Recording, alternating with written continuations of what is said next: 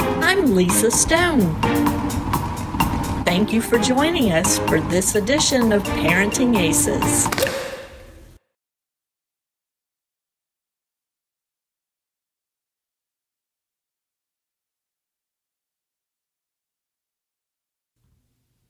Thanks so much for tuning in to the Parenting Aces podcast.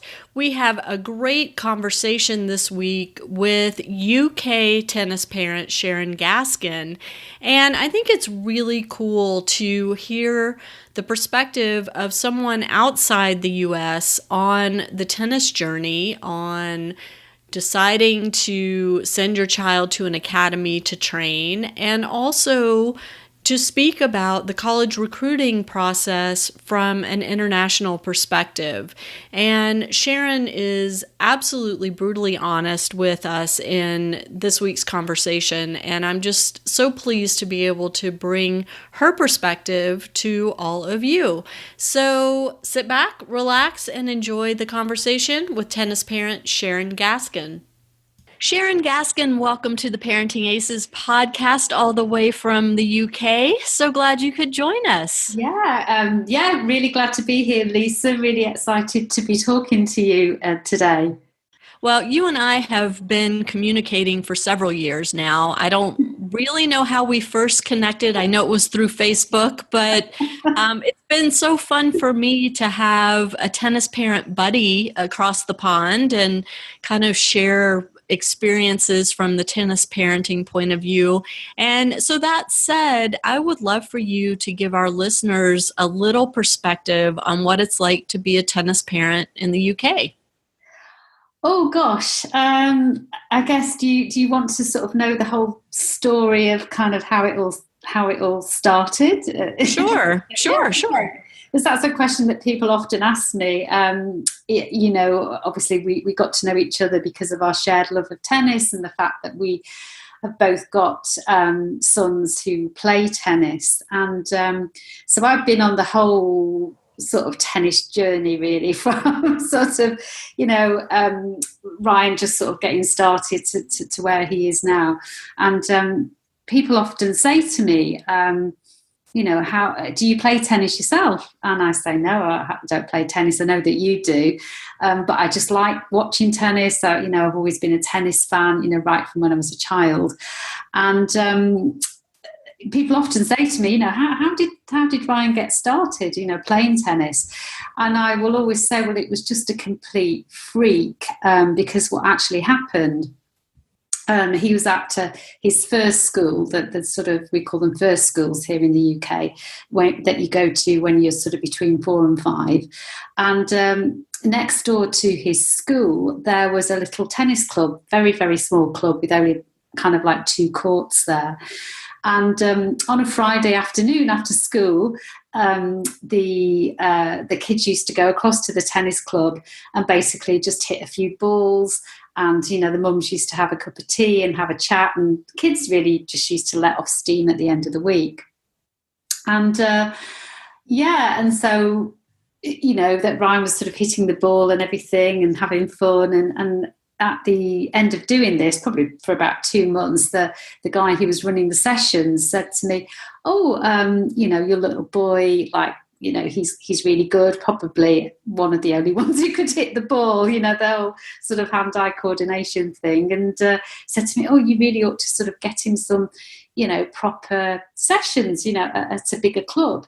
So that's what we did. We went along to a bigger club and he kind of joined in some group sessions. And my daughter was also doing it at the time, who was 2 years older. She, joined in as well. And it kind of all started from there. So it kind of just as easily couldn't have happened, if you know what I mean.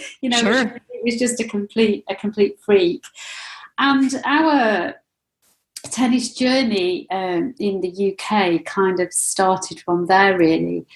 We were so naive looking back. I knew very little about junior tennis and how it operates. And as far as I was concerned, Ryan was just doing some kind of, as I say, some squads at the club.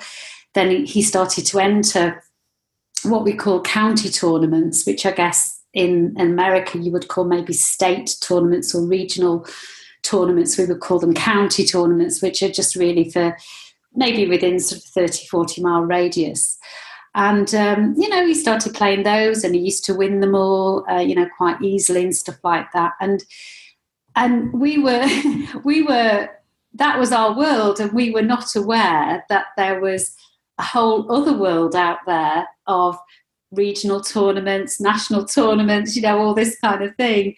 And one day his coach said, well, I think we've kind of, there's no point you playing these county level tournaments anymore. Really, you need to go up to the next level and start doing regional tournaments. And if you do well, then you do national ones. And honest to God, Lisa, I had no idea. It was it was a completely different world that I was suddenly kind of plunged into at the age of probably around that time. He would have been about 9 or 10. And yeah, it was a completely different world. Started going to these tournaments where, the parents took it really seriously, and, it was really competitive, and they'd be shouting at their kids, and the kids would be crying, and it was all very, very, very serious. And it was a bit of a shock. And obviously, you were coming across kids that obviously at that stage then, he wasn't winning those tournaments comfortably, because obviously there were kids who were either as good or better than him. So it was a whole completely and utterly different world. And that's, That's how you got started. Well, so you're not from London. You're from a smaller town in England. And when the coaches said that Ryan was ready to start traveling, what did that mean in terms of a family commitment? I mean, I'm not familiar with the area in England that you're from. Did that mean, a day trip, or were you then forced to find hotels and, you're all of a sudden your spending goes through the roof with this 9-year-old child who is showing some promise, or how did that work for you? Well, actually, it had a massive impact on the family, because what actually happened was at that stage I had my own business, and I'm a trainer, and I basically used to go into training companies and run training programs for them, and they were all around the country. And when the LTA came along to me, we have something called we have like a talent ID system in the UK that the LTA is in charge of.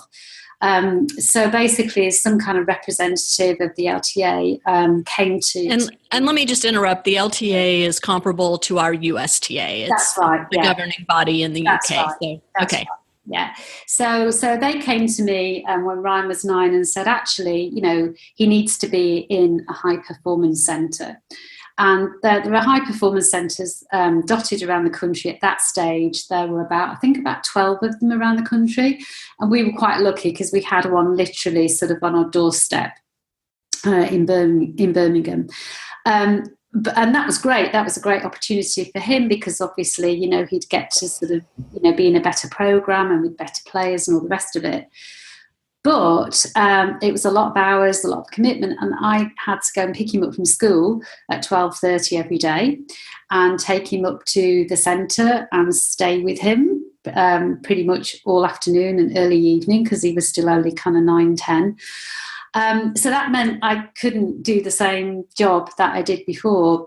So I closed my training business down, and I started a new business, which is more still a training business, but doing more online stuff. And that enabled me to, to pick him up from school and take him up to the high performance centre. So that was the first impact that we had. And that's a pretty major one. It was a huge major one, because financially I'd gone from having a very nice sort of business with a decent level of income to starting a new business where, quite frankly, in the first year I could have earned more working in McDonald's. It was right. It was because it's hard, when you're starting a business again from scratch.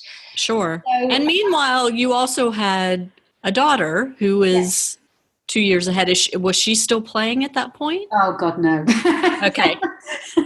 She'd given up in the little squad that they used to go together when Ryan started putting shots past her. She used to start crying and say, I don't like this anymore.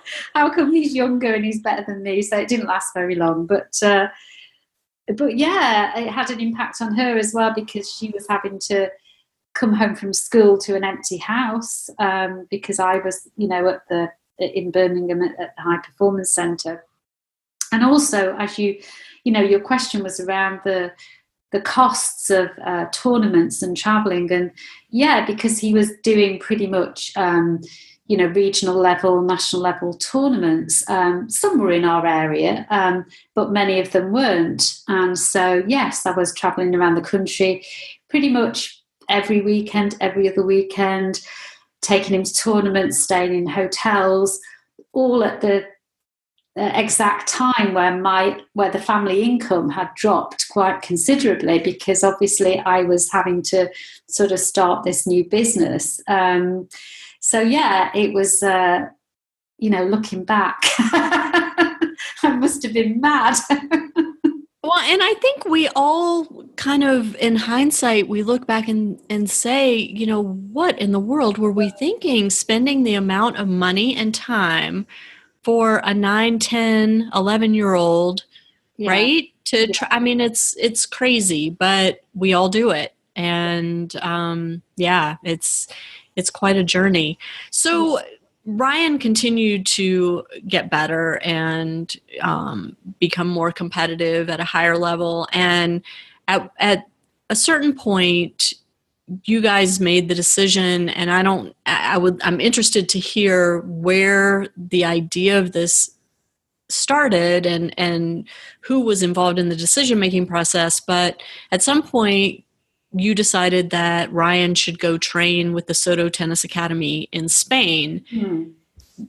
Talk a little bit about that whole process of determining that it was time for him to go elsewhere, B, choosing Soto and how you came to make that decision, and C, again, the impact that had on your family as a whole. Yeah. It was a kind of like a number of things actually came together.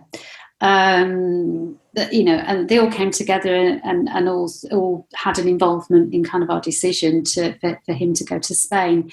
The place that he was at in Birmingham, the High Performance Centre, went through a number of changes. Basically, the LTA changed the whole funding structure and the performance structure. And they decided that they were going to kind of merge that particular centre with another one. And that meant that, they brought in different coaches, they brought in different players, and the whole setup was completely different.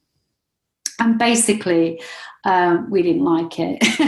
We didn't like the new coaches. Ryan didn't like the new coaches. The whole thing was completely different. And we were also at a stage educationally as well, where he was coming up to 14. And in the UK, I don't know whether it's the same in America, but we have something, you're in high school, and when you get to 14, you then have to choose what subjects you're going to do for your GCSEs, which are the exams that you take when you're 16 in the UK. And so school suddenly becomes a lot more serious, because obviously you've got to do the hours to do your GCSEs. So I had kind of gone into school, and school up till then had been very supportive, with this education. They gave him lots of time off to go and play tennis every day. And I went into school and I said, okay, well, we need to sit down and talk through how this is going to work, bearing in mind that he was going to do his GCSEs and had to choose his subjects. And the school all of a sudden weren't very supportive. Oh, and really, wow. It's important that he's in school, and it's been all very well up to now for him to play tennis, but actually, if he's going to, do these exams, then really he needs to be in school. So then, obviously, and I know quite often on the podcast, Lisa, you've talked yourself about the, kids who are homeschooled or go into a proper school and the advantages and disadvantages of that. So I was kind of thinking, I'm not kind of sure about this, because I don't really think he's going to be able to stay in school and be able to play his tennis. And then also what was happening with the High Performance Centre, because it was changing, they suddenly decided they would bring in their own education system. So they would, the idea would be that the kids would play tennis in the morning and then they'd do their education on site in the afternoon. And that was fine. We went to a couple of meetings about it, but it was horrendously expensive on top of the cost of the tennis program as well. And I suddenly thought to myself, well, why on earth would we put everything into this? Why would we take him out of school and put him into this tennis system and education system in this particular centre if actually we're not happy with the tennis? That right. Madness. It's not going to make sense. So we were a bit stuck really as to what to do, but we knew that we wanted to do something because there were a lot of other parents around at the time who were also really unhappy with the way that things were going there. And I got fed up of hearing everybody moaning and complaining every night. And I thought, do you know what? I don't want to be standing on this balcony in 12 months' time still complaining and moaning. I want to do something about it to change the situation, but I didn't know what to do. Now, when Ryan first started at Edgbaston, his coach was one of his coaches was a guy called Dan Kiernan. And he'd spent a lot of time with him. And then eventually he left to set up his own academy in Spain. And we'd, kept in touch with him over the years. Ryan had actually been out to Spain. He went there when he was 11 for a week and really loved it over there. And that particular summer, it was the summer before he was 14, so it was kind of June, July 2013. And he decided he'd like to go over there, spend some time in Soto for a week and also do a tournament with them. So he did that, they went to Portugal. He did a Tennis Europe under 14 event in Portugal, came back and really loved it. But that was it. We didn't sort of, think anything more of it at that stage. But then by the end of the summer, when all this was sort of going on in terms of, oh God, what are we going to do about, education and all the rest of it, I suddenly thought, well, maybe Spain could be an option. Maybe that's the answer. So basically I talked to Dan about it and he thought it was a good idea as well. And he sort of gave us some help financially so that could happen, if we wanted it. And so then I talked to Ryan about it, because at the end of the day, Lisa, it was his decision, because it would be a big thing for him to do. And so we talked to him about it. We actually talked about it as a family, including my daughter, and we went through the pros and cons of staying in school and not doing tennis, or going to Edgbaston and doing this new system, bearing in mind he wasn't happy with the tennis, or going to Spain. And we did that, and then actually we just left it completely. We didn't talk about it for 2 or 3 weeks, and I just left it with him, and I said, come back to me when you've had some time to think about it. So we just left it, and then literally about 3 or 4 weeks later, just out of the blue, we were sitting on the sofa one night, and he turned to me and he said, Mum, I think I want to go to Spain. Wow. And that was that. And it was like, oh my God. Can you imagine, as a mum of this kid who was just not even 14 at that stage? And I was like, I was nodding and smiling, but inside I was thinking, oh my God. Yes, I think we have all been there with our kids in one way, shape, or form. So. Yeah, what have I just agreed to? Right, exactly. So that's how it all happened. I think for us, it was, like I say, it was a number of things that came together. I don't think, everybody has said to me that was a big decision and it must have been really hard and why did you do that? I don't think we would have done it if he was just going to some kind of strange academy in Spain where he didn't know anybody. It was as much about going to Dan as his coach as it was about going to Spain. If Dan had an academy somewhere in the UK, we probably would have gone there as well. It wasn't all about the fact, about going to Spain, although there are certain advantages of doing that, which I'm sure we'll come on to. But it was just a happy coincidence, really, that those came together. Right. And so he made the move, and at Soto, he lived there and did his schooling there. Yes. And you saw him on a regular basis, but not a frequent basis, right?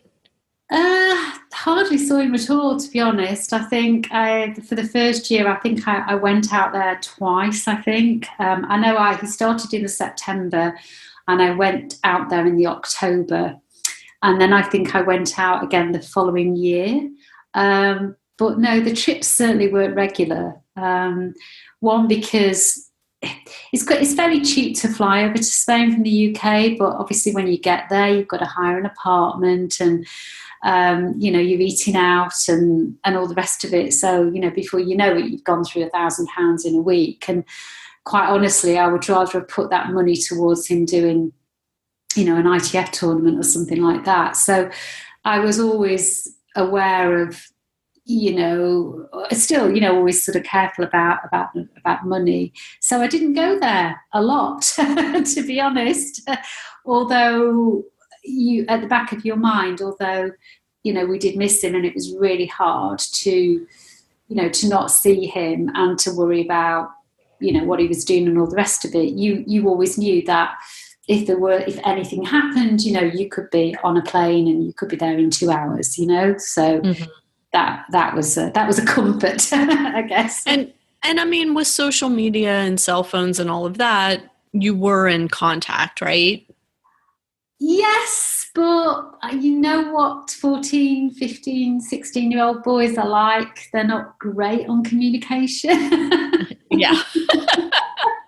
I do know that, sadly, from experience. But were you concerned? Like, did you feel like, oh my gosh, if he gets sick, who's going to take care of him? Or if he gets injured, who's going to take care of him? Or, what if he's feeling sad and homesick? And, where's the mom to put an arm around him and tell him it's going to be okay? Yeah, I did. The thing that really worried me, Lisa, was the whole business about just feeling that, because, it's a difficult age, isn't it? I think he was there from between 14 and 18.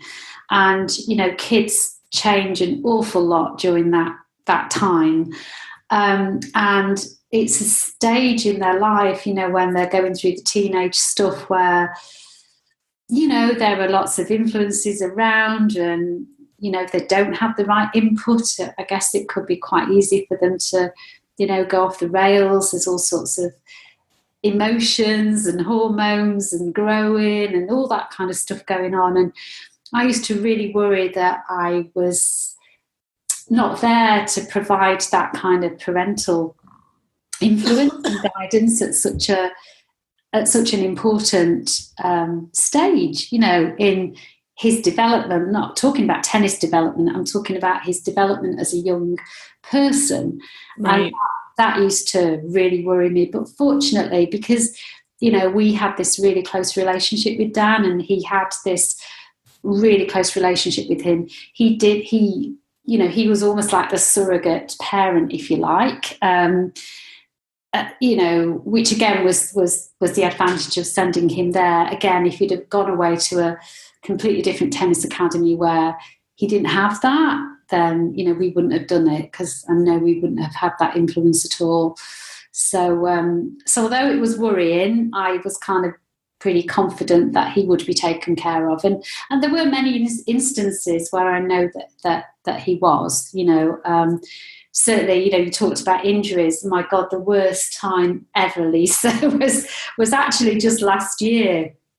He was a bit older then, he was 17, but even so, he'd gone to, where did he go? He went to Germany to do an ITF, and he was on his own completely. This was the first time he'd ever been on his own, without any teammates, without any coaches. He went there on his own, and in his very first match, he tore a ligament in his ankle. Oh my gosh. Ended up being taken to hospital by the tournament referee. Oh my gosh. He was absolutely brilliant, I have to say. But basically was in a German hospital, then had to get himself back to Spain the next day in a wheelchair. And you can imagine how stressful that was for me at this end. But having said that, when he got back to Spain, the guy who was his strength and conditioning coach there, he took care of everything. He got the most amazing treatment. He had physio regularly. He had a whole rehab plan. He was sending me videos of him every day, sending me updates, what he was doing, what the plans were for him to get back on court. He was absolutely brilliant. So, he was taken good care of. But well, and let me just say that, some of my listeners might be thinking, oh my gosh, why didn't you get on a plane and go to Germany and help him and, get him back to Spain and make sure he was getting cared for? And, not everyone has the financial means or the flexibility with their careers to be able to do that. And I think, it's important to keep in mind that here you have, still your business, was what, 5 years old at that point, 6 years old at that point. But, but still, I mean, it's your business that you own. And as anyone who owns their own business understands, if you're not there working, then there's no money coming in, but the bills don't stop. So, and especially, if your child's requiring medical treatment, the bills are actually multiplying pretty rapidly. And so I just want to put out there that, we in the States think, oh, Europe, everything's so close together. You just hop on a train and you're there in an hour, but that's not the reality. No. And, I think the fact that Ryan had the experience of A, getting injured when on his own, B, having to get himself back to Spain. I mean, what an incredible growth experience for him. Certainly not one you wish for your child to have, but I suspect that what he gained from that long term is going to serve him well in his adult life. Absolutely, totally. And and I was reflecting on that actually before our conversation today, because I thought one of the questions that you were probably going to get into was about, what has he gained from that whole experience? And, there's been the obvious things about, when he went to Spain, it really was a breath of fresh air to get away from the restrictions of the kind of UK tennis system, which some of them are just completely bonkers. The Spanish system is completely different. It was a breath of fresh air. He didn't know the kids that he was playing against. It was all that kind of stuff. Playing on clay is really good for him, suits his game style. The weather is obviously fantastic. It's sunny pretty much every day.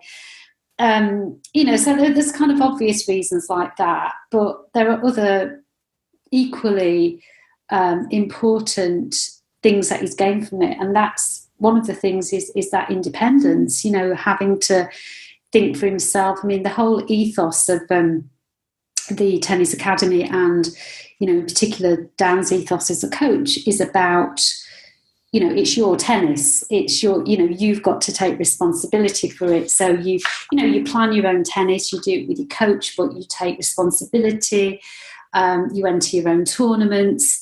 You're independent, and so that's why I was always very supportive of that. And although, as you say, the temptation would be to, when something like that happens, to kind of jump on a plane and go and sort it all out for him. Yes, you're right. Financially, I wasn't able to do that. And also, there's also a part of me that thinks, well, that's good for him to be able to deal with that himself. Because I know that he has gained so much from that type of situation, which is going to stand him in good stead for the rest of his life, really. Right. And if you were to ask Ryan, or maybe you have had this conversation with him, what do you feel like you gained from that 4 years at Soto? What would is it Soto or Soto? I say Soto. Soto. Okay. Yeah. If you were to ask him what he feels like he gained from that experience, what do you think he would say? I think when he left, I say left, in a sense he hasn't really left, because he'll be there for life. That you will always have those connections there, and he'll be going back in the summer and things like that. But when he left, let's say, the full-time program there in the summer, it was incredibly hard for him. It was a huge wrench. And one of the things that he said about his time there, when he had to do his little speech at the end and everything else, was about how he felt that he'd grown up there. He'd grown up there. He'd gained a second family, and was just so grateful for his time there. And he certainly it improved his tennis massively. So there was that, and also it improved him as a young adult as well. Having to deal with all those things himself. He travelled around the world, doing ITF tournaments, having to making friends. I mean, the tennis network is incredible, and it starts at this very young age. If you're competing, in different countries, I mean, the number of people that he knows of his own age in the tennis world and older in all sorts of different countries is astounding. And again, they're connections that he's made for life. I kind of feel like he can go anywhere and he'll always have a bed. That's a comforting thought. I mean, and the world has definitely shrunk. So I think that's wonderful. Yeah. Well, do you, from the parent side of things, do you now, looking back on it, feel like it was the right decision for him to go? Do you have any regrets about him going? No, it was definitely the right decision for him. Don't have any regrets at all. Wonderful place, wonderful academy. He developed massively as a player, massively as a person. My only regret was that he's not at the academy now, as opposed to 4 years ago. He was very much, the academy was very much in its infancy, really, when he first started there. It grew massively in the 4 years that he was there, for the better, and has continued to progress since then. Well, he's only been away for a few months, but I can see that it's just coming on in leaps and bounds. And so that's probably my one regret, because I think it's even better now than it was, when we were involved in it. But no, certainly I don't regret it at all. The only regret is as we talked before, is from the mum perspective, that I do feel there's a massive part of his growing up that I've actually missed. Because I didn't see him that often, and you worry about how that affects relationship with your child, you know, because we were, you know, we used to do everything together before he went, you know, with all this traveling around the country and, you know, staying in hotels and going to tournaments. And I actually look back at that now and think that it was a very special time, and quite often I find myself getting all teary about it and thinking, I'd love to have that time back again, but at least we had it, you know. Right. Well, and so just so my listeners know, I'm going to include a link to Soto Academy in the show notes. So make sure to take a look at the show notes, and you can investigate the Academy for yourself. And I'll make sure to include Dan's name and contact information as well, for sure.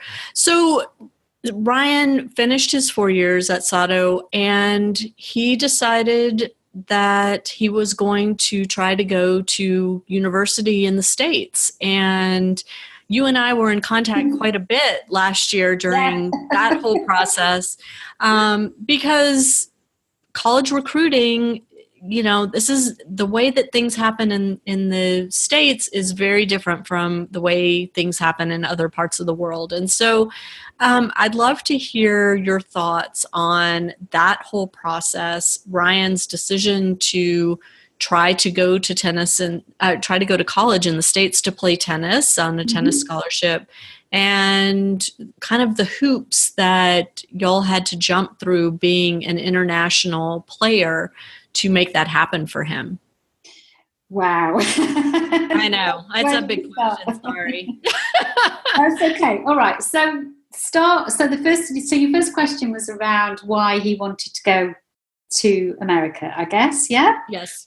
Yeah. Okay. So this was always sort of part of the plan. Dan had been really Dan went to American University himself. So he was at LSU many years ago, and loved it and got, you know, a great deal from it. In fact, he met his wife there, and so he was always really enthusiastic about the whole thing. And there's kind of been lots of other people as well, other coaches at Soto, other players who were older than Ryan, who have had the whole American college experience. So it was always something that he was quite interested in.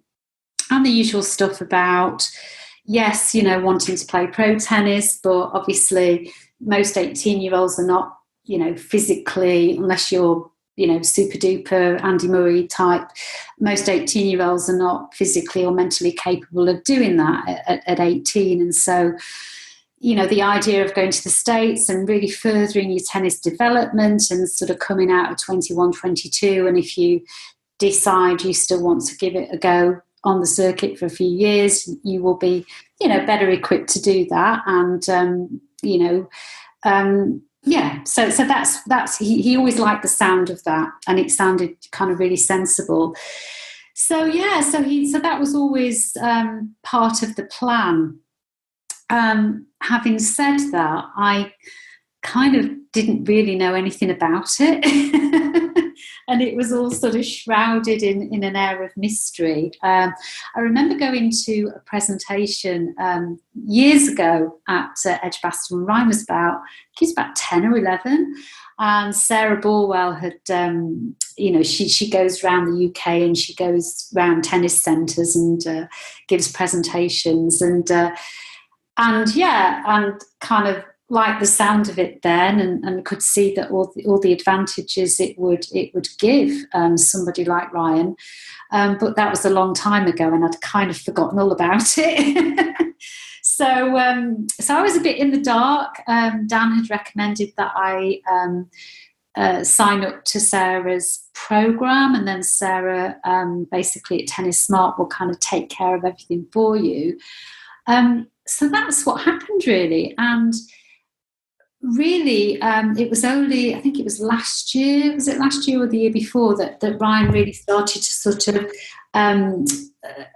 Sara took charge of the whole thing. She sort of made him sort of put together a CV, and she made him do a video, and then basically she sent it round to a lot of coaches in at American universities. And then before we knew it, Ryan was being approached by, well, I say before we knew it, I didn't know anything about it because it didn't involve me. The coaches, I don't know whether this is normal. I think it is, but the coaches don't really like the parents to be involved. So, Ryan was just sort of setting up Skype calls or having email conversations with various coaches. And, we weren't really, getting involved at all. So, and I was just sort of saying, he sort of mentioned, I talked to somebody from Denver, or I spoke to somebody from Ohio or whatever. And I was like, oh, okay, did you? And that was it, really. Mm-hmm. So everything was sort of just happening, and I wasn't really getting too much involved.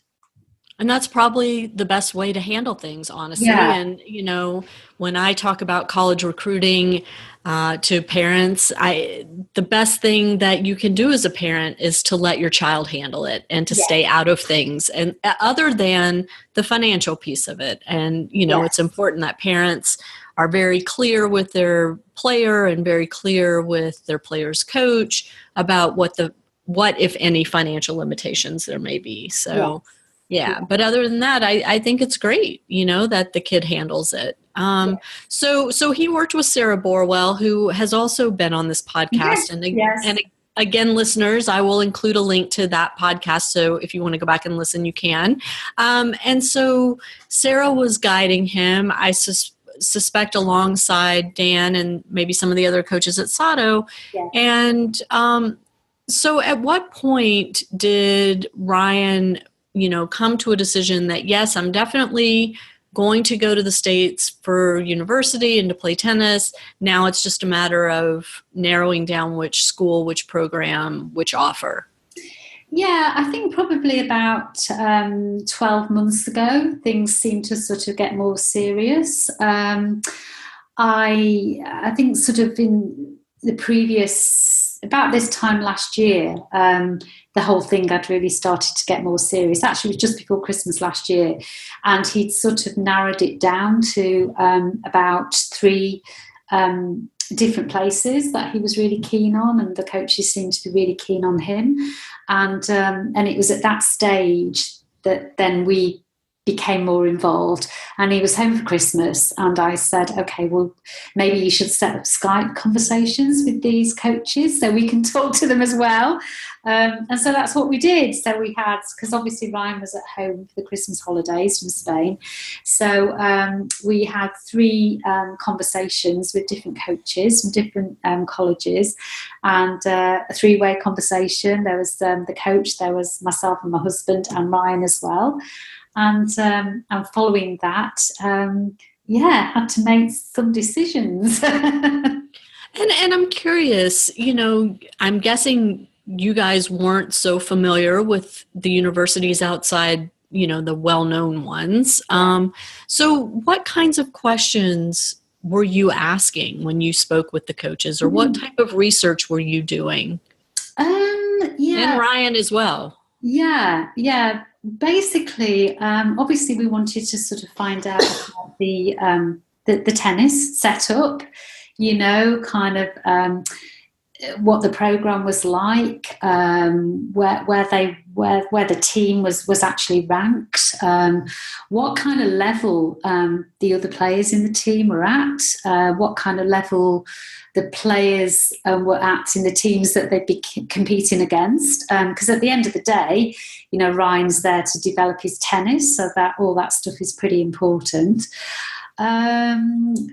Obviously, the money did come into it, because different the 3 different colleges that we were talking to, all of them were offering different levels of scholarship. So obviously that has got to have an impact. We talked to the coaches. Basically, it was really important that Ryan liked them and could see himself actually working with them. So the coach's personality was really important. And I think that's why, things like Skype are great, because you can really get a sense of, what the coach is like from that. And also, I remember asking coaches questions along the lines of, well, why do you want to recruit Ryan? And, what do you see in him that makes you feel that he'd be an asset to your team and all that kind of stuff as well. So yeah, there were a number of questions that we thought were important. And I think it is a lot harder for us as well, because obviously, in America, I know it's a big country, but, I'm sure that if you really wanted to, you could get to see, the universities. Whereas for Ryan, one of the big worries that I had was, oh my God, what if he gets off the plane at the other end and goes to this place, and then after 2 weeks he's thinking, what the hell have I come to, because I've been in this place before. So that's a big issue. Sure. And so interestingly, I hope it's okay if I share this, but one of the schools that Ryan was interested in announced that they were canceling their tennis program. Yeah. So can you talk a little bit about that announcement and the impact it had on Ryan and on the whole kind of process of, okay, now what? Yeah. That was pretty tricky, I have to say, because we'd gone through this really hard, difficult process of, going backwards and forwards and sort of talking to people, and then we narrowed it down. And then when we'd narrowed it down and we'd had the 3 conversations with the colleges, with the schools, that was quite a big decision, because each place had, good things and perhaps not so good things. So it was quite a hard decision, and we felt we'd really, done all the hard work over Christmas. Ryan eventually made the decision to go to this college. He was excited, the coach was excited, we were excited, because quite frankly he got a really, really good scholarship, and financially we didn't have to worry, and it was great. And so he headed back to Spain and really happy and excited that was going to happen. And round about I think it was probably about 4 weeks or so later, the coach suddenly sent him a Facebook message and said, might be a bit of a problem. We might not have a team for 2017 because 2 colleges are merging together, and we don't know whether we're going to have an athletic program. He said, actually, we probably will be okay for 2017. So don't worry about it. Actually, you can still come here and play for a year, and then you might have to look elsewhere. You might not. So, please don't worry about it. So we didn't too much. And then it got to about March time, and we still hadn't heard anything. And so I said to Ryan, time's kind of marching on a little bit, and we're in the middle of March and we haven't really, heard anything. And so don't you think you should get in contact with them? And literally just at the point that he was saying, yeah, Mum, I think I need to do that, he got a Facebook message from the coach to say, it really breaks my heart to tell you this, but actually from fall 2017, we don't have a tennis program anymore. We don't even have an athletic program anymore. And so you're going to have to look somewhere else. Unbelievable. Yeah. Unbelievable. So what do you do at that point? I mean, obviously I would imagine the first response is sheer panic, because it's March and yeah. It was sheer panic, actually, because we're kind of like, and we were so annoyed because we knew that the other one that was also really good, he turned that down, to go to this other one, and he turned it down, and obviously that place was no longer available at this other college. And so we were kind of like, oh my God, I don't know what to do. But fortunately, he had also been talking, unbeknown to us, to somewhere else. and actually had also really liked, the coach there and all the rest of it. And it wasn't too far away from the university that was going through this merger. And so he basically started talking to the coach again.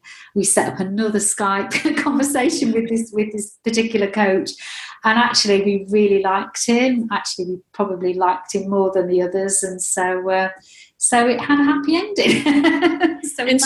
So Ryan is now in the States at University of North Georgia, really close to me here in Atlanta. How's it going? Good. It's been positive so far. There are other parts of the experience which have been a bit more challenging. But on the plus side, well, it's a beautiful campus, as you know. Have you actually been there, Lisa? I actually have not. So no, but I will because I'm going to go watch him play. So yeah. Well, I haven't actually been to the campus, obviously, because it's rather a long way. But the pictures that he sent over and the videos and everything, it really looks a beautiful campus and looks like it's in a lovely part of America, which you will also testify to, Lisa. Yes, for sure.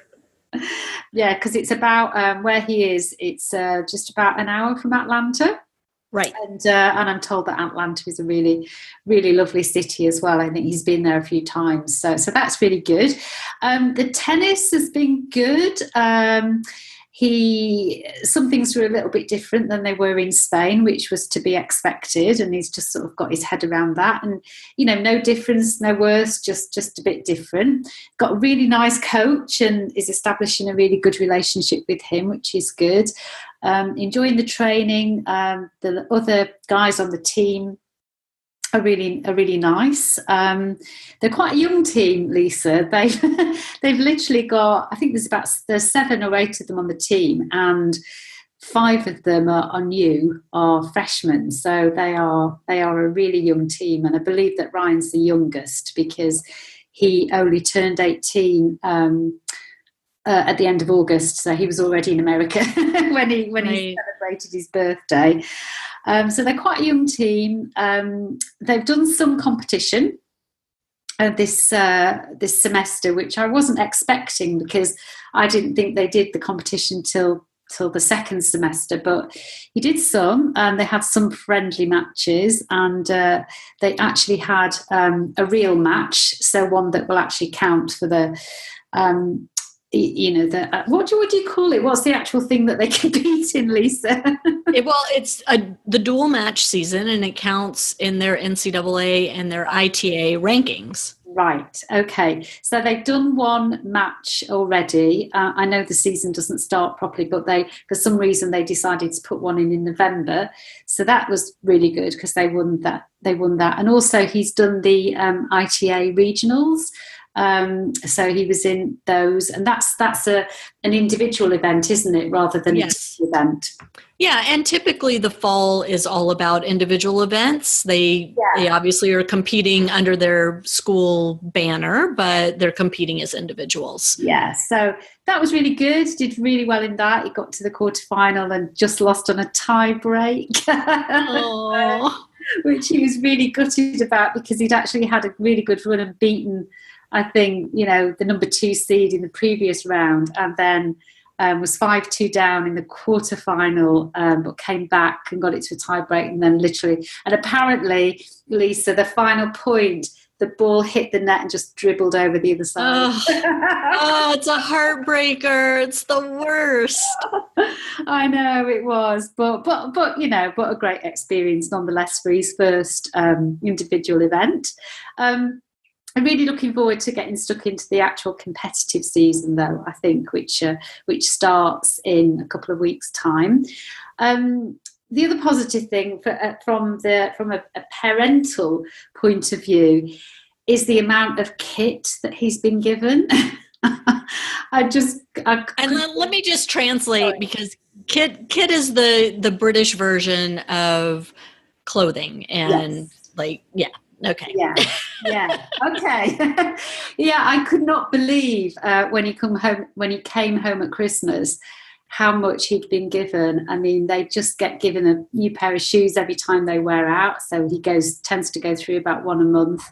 And they just get given new shoes. He's got endless amount of t-shirts, tracksuits, tops, grips, string, I mean, everything. It's just absolutely amazing. So, and I wasn't really expecting that. So that was a really, really nice surprise and saved me a huge amount of money. So all that's been really, really good. On the other side, the things that have been a bit more challenging have been the academics, because the US system seems to be very different than the system in the UK. And what I'm understanding now, I didn't really understand before he went, but what I'm understanding now is that the American system, it's more of you get more of an all-round education, let's say, whereas in our country, what we do a certain amount of subjects up to the age of 16, and then we drop the subjects that we don't like, and we sort of narrow our choices down to about 6 or 7. And then when we're 16, we do our A levels, and then the subjects get narrowed down even more. So we might only do 2 or 3 subjects for our A levels, and then when the time comes to go to university to do your degree, you're generally only doing 1 subject. And in America, that doesn't seem to be the case. No, it's very different here. They are stuck taking all those general kind of education units for credit and to work toward their major, which basically by the time they're in their junior year, they're really focused around their major. Right. Yeah. Okay. And I think that was just so for Ryan, that was obviously a surprise. We weren't really aware of it, and he's ended up doing some subjects like maths, which he basically hasn't done for 2 years. So he's got to sort of really catch up with everything, and doesn't particularly enjoy maths, but there's no way around that. He has to do it. So I think really for any parent listening to this, particularly a parent in the UK who's thinking about sending their child off to college in America, I would sort of check out the academic side of it, in terms of, what subjects are available, and really the way, what subjects their child would have to do, because certainly that was one of the biggest mistakes that we made. We didn't really pay attention to that side of it, quite honestly, because Ryan wasn't that interested in the academic side. And every time I kind of said to him, you're going to have to do academics as well, he was like, yeah, it's okay, yeah, it'll be fine, Mum, it'll be fine.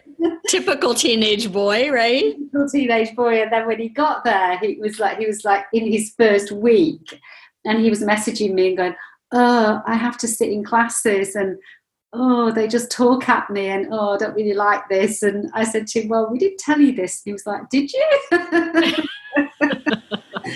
So yeah, I would just sort of make sure that you kind of really understand what you're walking into on the academic side, because certainly that wasn't something that we were really fully aware of, and that has made the semester quite challenging for him, because at the end of the day, he's there for his tennis. That's the stuff that he enjoys.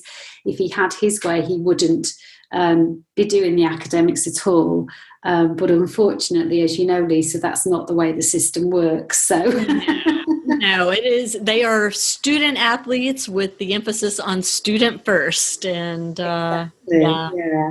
So and actually, the coaches are under a lot of pressure to make sure that their players are performing academically. So, that's one of the aspects of the American university system that I think a lot of international players aren't expecting. They're surprised by that. No, yeah, it is surprising. I guess it's one of the classic things, isn't it, where everybody tells you, but until you actually go and experience it for yourself, that's when the reality sort of starts to dawn on you, really. I have to say, on that side of things, the coach, because Ryan, has been struggling with that side of things a little bit, and the coach has been absolutely brilliant. He's been so supportive, really understanding, has set up, has sat down with him and sort of laid out a schedule, got extra tuition and all that kinds of things. So,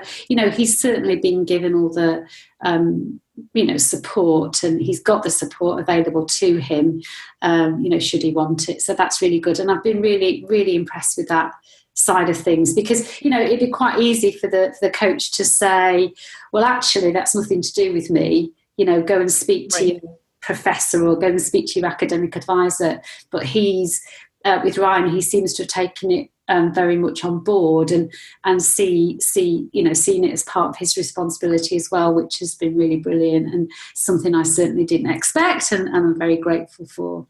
Yeah, that's great to hear. Yeah, that's good. Good.